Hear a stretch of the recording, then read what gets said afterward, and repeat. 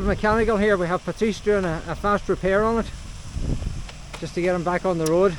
He was in the leading group and he had this mechanical, so he's losing time, but he was wait for me. What's that? He was well off the front of the group, and you were performing very well there, and you had the mechanical. When I was in the zone, I thought they were going to restrict the leader and wait for me, but they didn't. They took advantage. Yeah, they really took advantage of you. But yeah, we'll get you back on the road now shortly. I've got my domestique here. Called the Galibier. It's we're about 8 kilometers from the top.